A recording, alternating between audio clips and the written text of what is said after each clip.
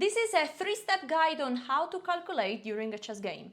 The formula is quite simple. Step 1, you have to find the candidate moves. Step 2, you have to calculate each of them and evaluate the final position. Step number 3, you have to compare the final evaluations and then to choose the best of your candidate moves. Unfortunately, I know very well that from theory to practice is harder than it seems, and there are not really good books on this topic that explain you how to do it in a simple way. So my goal today is to show you how to choose the right candidate moves and then the 3 biggest mistakes that we all must avoid. Let's go. First position, how to find the right candidate moves. So in general, my suggestion is to play a chess game and always trying to be aggressive towards your opponent, and you want to create problems for them on the chessboard, of course. So the order that you have to use to look for candidate moves is: first, look for checks, 2, look for captures, and finally look for threats. What if nothing of this works? We'll see this later. So in this position, what are the checks? Well, there are a few checks like queen take the pawn to blunder your queen. You can shortly look at this, but then you consider something else. We have a check with the knight here, capturing a pawn, and a check here, which is a check plus a fork, winning a rook. Now, if this would be equal material, I would say like, okay, let's immediately go for this, take the rook and we'll be winning. But hey, where is the white rook? White is a rook down, so we have to look for better. So if I give a check here, the king goes there. And then, yeah, I could capture the rook, but what is the right order? Checks, capture, threats. I should look for checks first. After this, my only check is this one and this one. And in both cases, I blunder either my queen or my rook. So I would like to look into this check first. The king cannot go there because the squares are controlled by the rook, so the king has to go up here. Now, checks, captures, threats. There is a check here by taking this pawn, and there is a check with the rook here. Now, the rook is protected by my knight, but this knight can also capture the rook. So after this, king here, this check looks very cool. And actually the king is out of square, cannot go anywhere. This knight cannot be taken, so the only move is to go with the knight here, cover up. Let's see it one more time. Check, king moves, check, knight here, and now checks. And there is just one, well, there are many checks, but there is rook here that is also checkmate. Knight takes, check, and checkmate. Position number 2 is black to move. We have to look for checks, captures, threats. If none of this is working, we need to make a move that is either improving our position or moving forward our plan. A more strategical move, so no tactics. But first, checks. In this position, well, we can leave our queen hanging like this, or we can sacrifice our bishop. Honestly, the checks are not looking too appealing. How should we start to look for a tactic in this position? And we should notice that there are some red flags. For example, here there is a red flag that this bishop is protected just by the queen. If I move this knight away, well, those 2 pieces will be attacking this bishop. That's why the captures are looking very appealing, because I will be removing my knight by capturing a pawn plus attacking the queen. Now this capture looks like the most appealing one, because after this I'm attacking the queen, and after pawn takes I see immediately that I'm taking back with a check. The king moves and I'm taking here and I'm winning material, 2 pawns. And the position would be very, very nice. The king is also, the king cannot castle. So after this, I have to consider, after knight takes, I have to consider, can my opponent play any other move?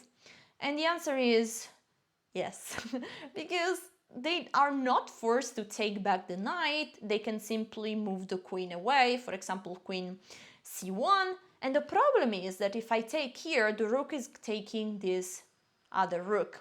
Now, when I was calculating, because I have solved all the position that I'm showing you today, I thought like, hey, but there is knight d3 in this position. And it's a fork and the rook has to be sacrificed. But this is not where you should end your calculation, because this variation ends just after knight check. The rook is taking, the bishop is taking, and queen c3, attacking the bishop and threatening mate. So actually here black could have been winning if it wasn't for this move, but now white is better. That's why here knight take b4 doesn't work. So we have to calculate the other capture. And of course the first move to calculate is pawn takes, capture back. And the move that we have is a check here with the bishop. And the idea of this check with the bishop is that we are removing our bishop hanging, and once the king moves away, we can simply take here. We have two pieces, a few pawns for the rook. This king is very weak. We can evaluate this position as very good for black. How to evaluate a position? In short, I suggest you to always consider these two parameters. One, king safety. If your king is in danger, you can also be up a queen. You get checkmated, you will lose the game. So king safety is the first criteria to evaluate a position, and the second criteria is the material. So if you're up a queen, probably you're winning. There are many more criteria like piece activity, space, but I really suggest you to focus on the first two, king safety, material. You will be able to evaluate well 95% of chess positions. All right, position number 3. In this position is black to move, and we have to look for checks. So queen takes. That's a trade. The problem of this trade is that, well, we could say like, okay, actually rook takes, and we take back the knight. The endgame looks quite drawish. Do we have something better? Another check. There we go. Not really better because we lose the rook, so thank you, no thanks. So checks are not really looking appealing. Captures, well, we could take back this knight and play this endgame where we have an extra pawn. This seems up to now the best chance to play for a win with black. Do we have better? We can take again this pawn, not really cool. Okay, captures, this is the only one. Up to now, this is the best move. Let's keep looking for forcing moves. And there is one move that looks really interesting, because this queen is pinned and is protected by the rook, and this rook f1. What are we doing? We are pinning also the rook, and the idea is very basic. If the rook is taken, we take the queen with check. And if the queen takes here, we can first take the rook with check, the king has to move, and then we take back the pawn. I promise that if you subscribe, you will win the queen in the next game like this. So subscribe. And let's move on to the next position. Here we are going to point out one mistake that we all do way too often, and we have to stop doing. Every time your opponent is capturing a piece, our temptation is to simply capture back. For example, pawn takes, we take back. But no, that's a big mistake, because you might lose so many nice opportunities. So as in every situation, once your opponent is taking is capturing some material, you have to say, do I have any in-between move, or intermezzo if you're Italian? And the answer here is probably yes. So checks, do we have any check? No.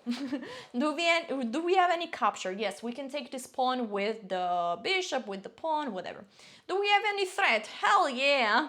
We have bishop here looking at the queen and the rook. This would be a very nice skewer. But attention, because after bishop here, there is a very good defense for white, and is to put the knight in the middle. But then, do we have any check? Let's put this position on the board. No, we don't have any check. Do we have any capture? Yeah, we could take the knight, but that's just a trade. Do we have any threat? Hell yeah, we can go with the queen here. We are threatening the knight, threatening maids, and in this position we are winning material.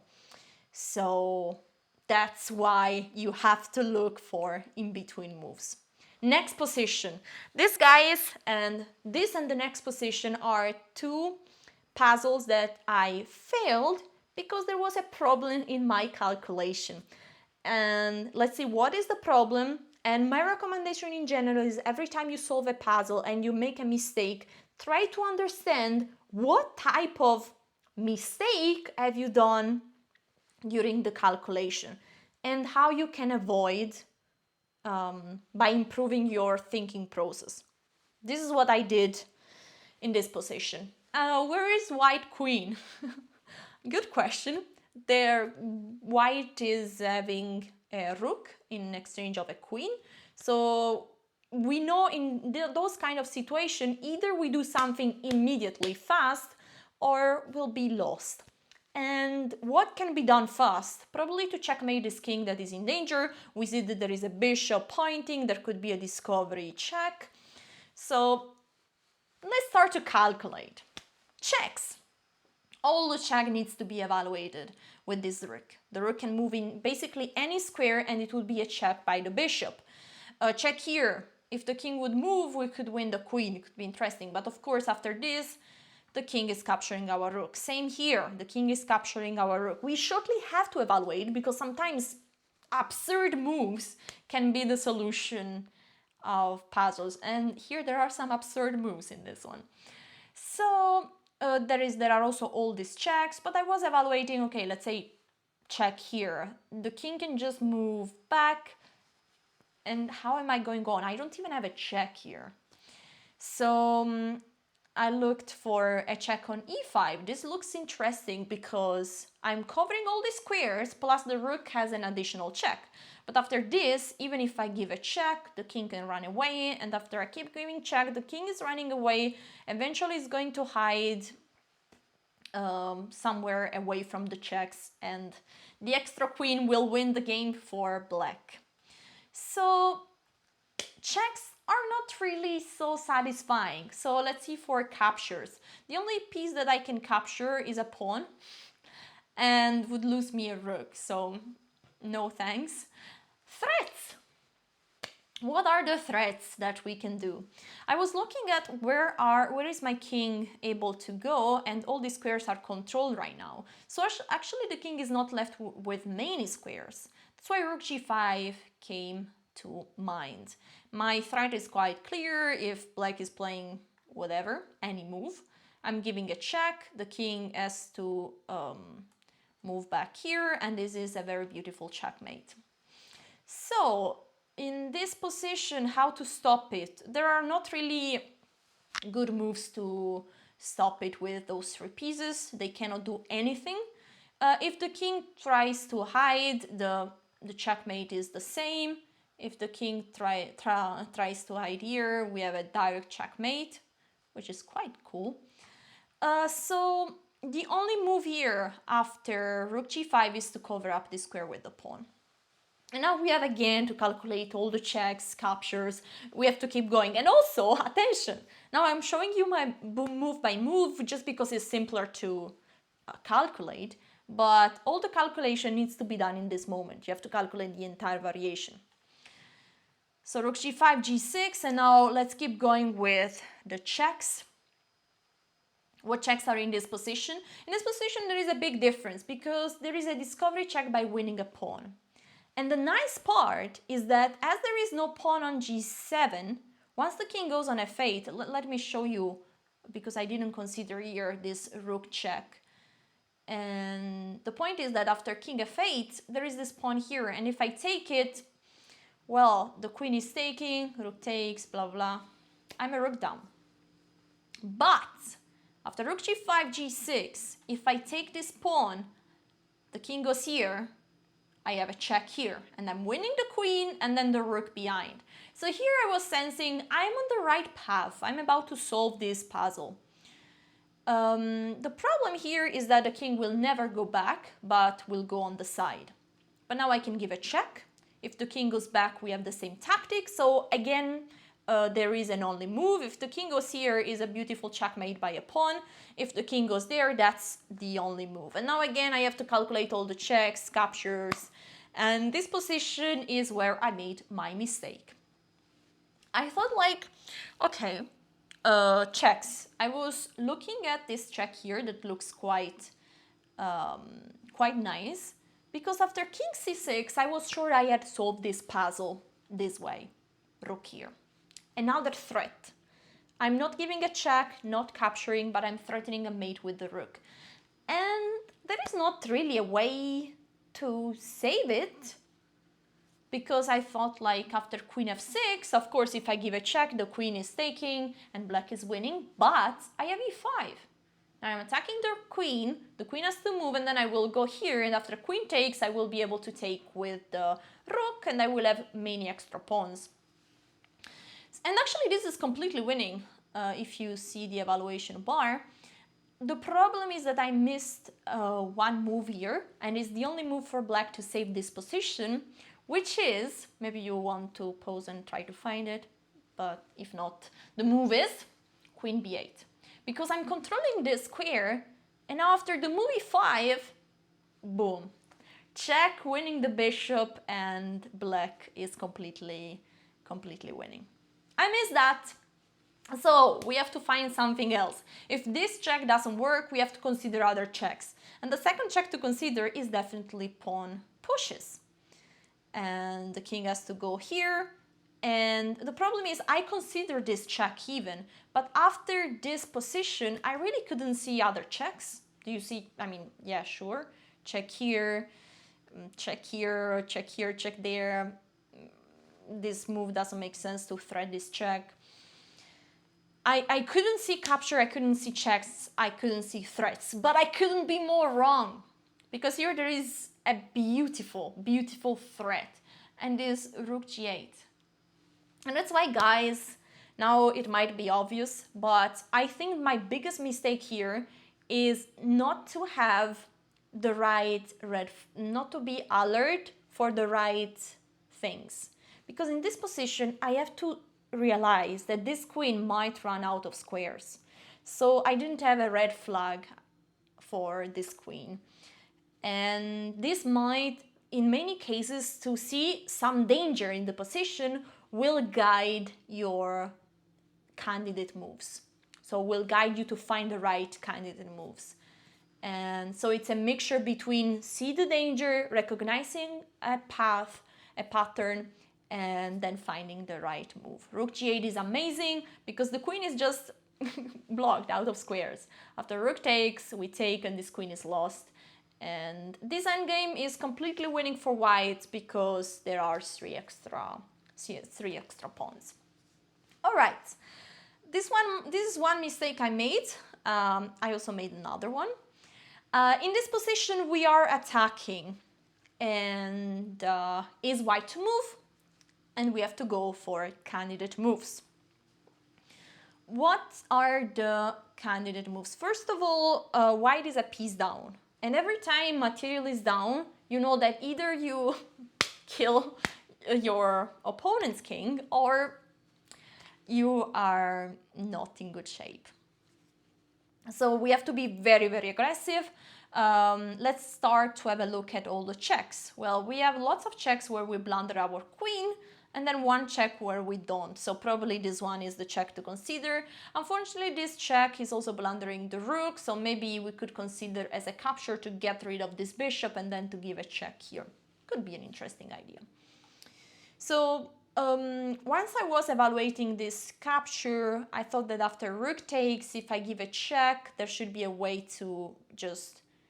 Oh wait, I'm sorry. After rook takes here, the queens can be traded, and then the attack is over. So probably not to take here. So I have to stick to my checks, and the only check that is available is queen here. Now,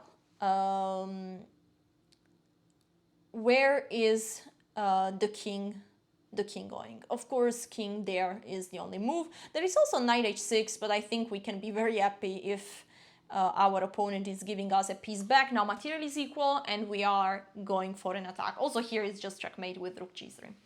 So the only move in this position for black is to go with the king on g7.